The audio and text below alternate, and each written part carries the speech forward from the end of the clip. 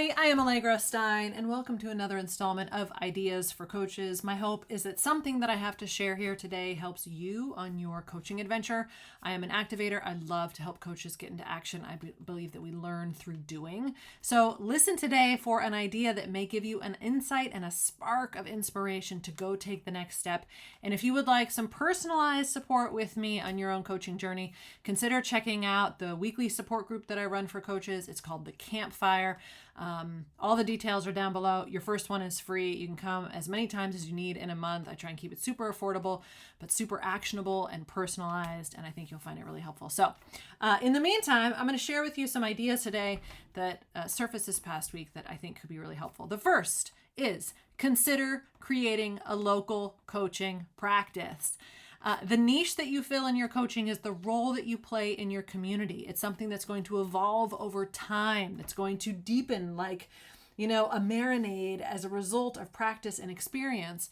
And one of the problems I think that new coaches experience is trying to break through the online world, which is just infinitely huge. There's so much strategy involved. There's so much to think about that we spend more time thinking about and trying to figure out how to break through the noise on the internet than we do actually connecting with and getting to know people and offering our services. So, what if you started to do that locally? For many years, that is how I was running my coaching practice.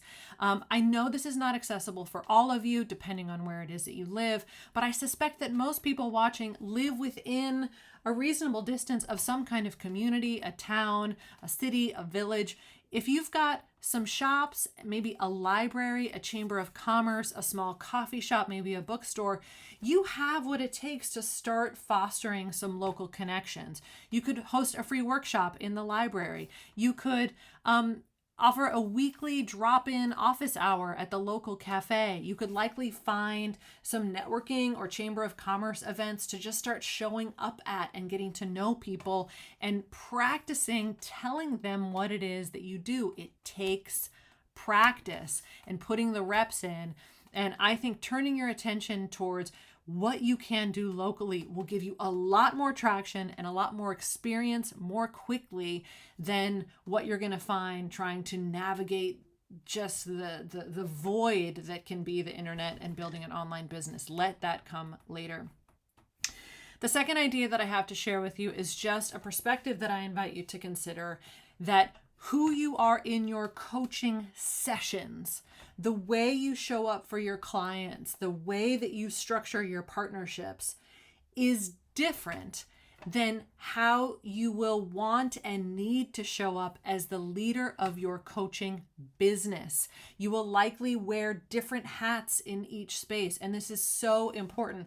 Oftentimes I'll be talking with a coach and we'll be brainstorming about what next steps could look like, and they'll say, yeah, but that's not what good coaches do.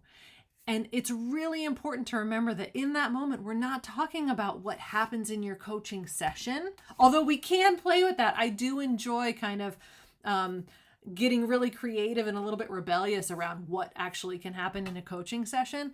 But oftentimes it's in the context of talking about or showing up as the leader of our coaching practice and being seen and becoming known for something and sharing your perspective.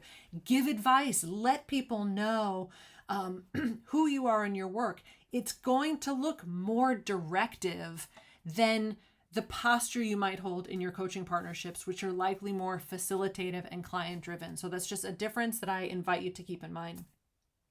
And the final idea that I want to share today that came up this week,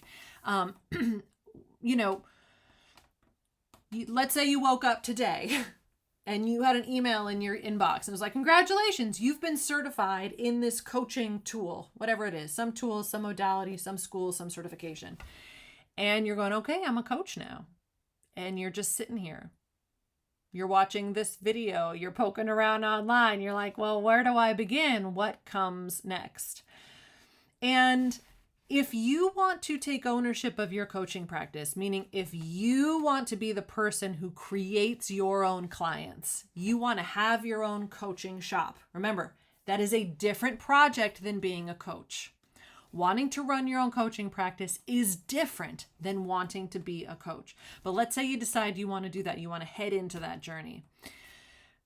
One of the things that there is to practice is being seen.